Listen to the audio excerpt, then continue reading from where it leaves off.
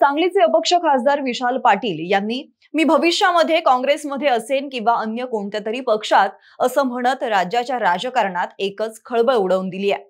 आता अन्य पक्ष म्हणजे कोणता यावर चर्चा होणं तर साहजिकच आहे आणि त्यामुळे राज्य आणि देशातील सध्याची परिस्थिती पाहता राजकीय पंडित तातडीनं या साऱ्याचा भाजपशी संबंध जोडताना दिसतात। तर तिकडे काँग्रेसमध्ये चांगलाच संभ्रम निर्माण झालाय आणि त्यामुळेच त्यांचा संभ्रम निर्माण करणं हा तर आपला आवडीचा विषय। मंडळी, काहीच दिवसांपूर्वी सांगलीतील एका पत्रकार परिषदेमध्ये भाजप नेते तथा पालकमंत्री चंद्रकांत पाटील यांनी खासदार विशाल पाटील यांना भाजपमध्ये येण्याची ऑफर दिली होती। तसेच आमच्याकडे या विकासासाठी निधी आणि पद मिळेल असंही त्यांना म्हटलं गेलं होतं।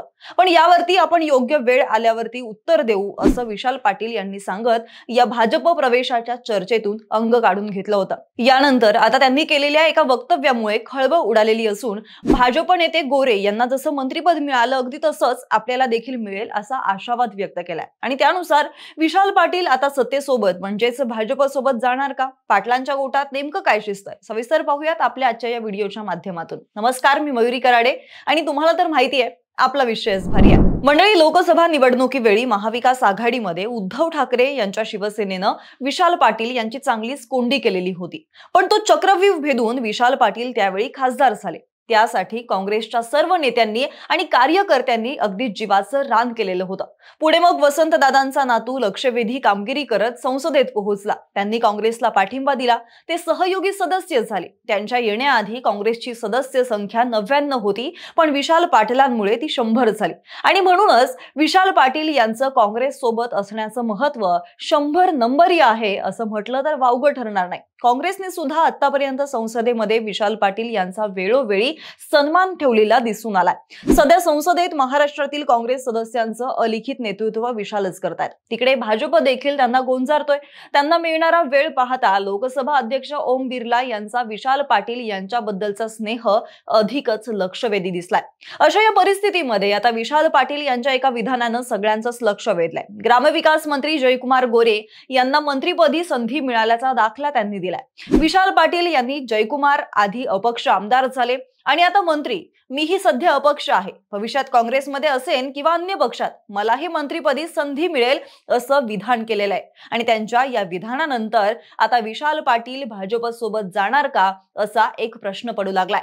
मंडळी, विधानसभा निवडणुकीनंतर राज्यामध्ये अनेक ठिकाणी या आधीच काँग्रेस आणि ठाकरे गटाला वेळोवेळी धक्के बसून झालेत। त्यात आता सांगलीत सुद्धा काँग्रेसला लवकरच एक मोठा धक्का बसण्याची शक्यता वर्तवली जाते।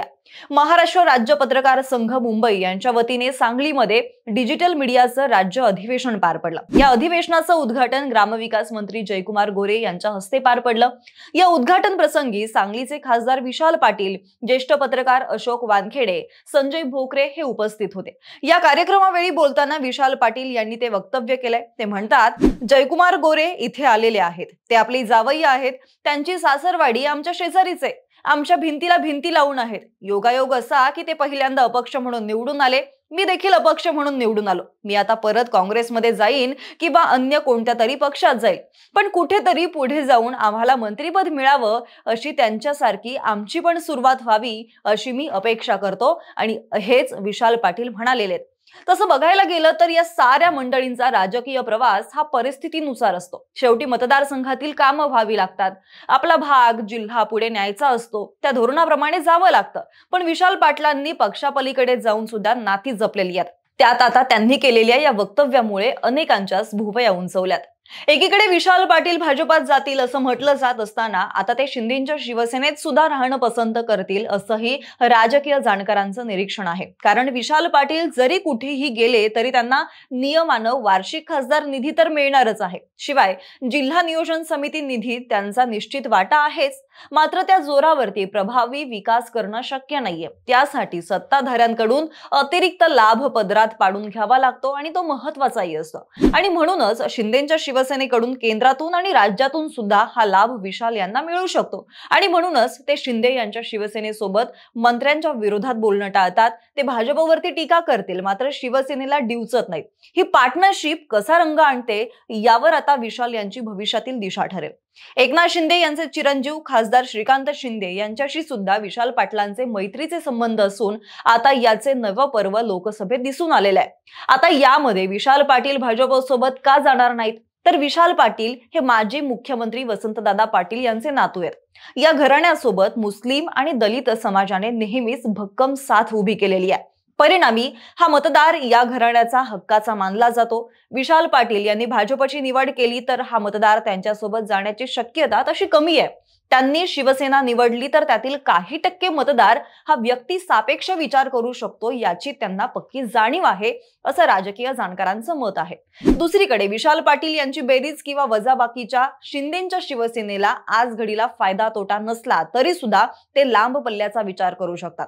भविष्यात काही निर्णयांमध्ये नितीश कुमार आणि चंद्राबाबू नायडू यांची साथ मिळाली नाही तर अपक्ष आणि अन्य छोट्या घटकांचा टेकू लागू शकतो आणि त्यासाठीच पालकमंत्री चंद्रकांत पाटील यांनी विशाल पाटील यांना भाजप सोबत येण्याची खुली ऑफर दिलेली होती. बाकी आता हे सगळं ऐकून तुम्हाला काय वाटतं? खरंच विशाल पाटील भाजपच्या वाटेवर आहेत का?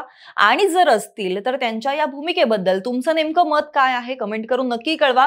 व्हिडिओ आवडला असेल तर व्हिडिओला लाईक करा, शेअर करा. सोबतच आपल्या विशेष भरीला सबस्क्राईब करायला विसरू नका. आणि हो, जर हा व्हिडिओ तुम्ही फेसबुकवर पाहत असाल तर तिथे सुद्धा आपल्या विशेष भरी FB या फेसबुक पेजला फॉलो करायला विसरू नका. धन्यवाद. नमस्कार.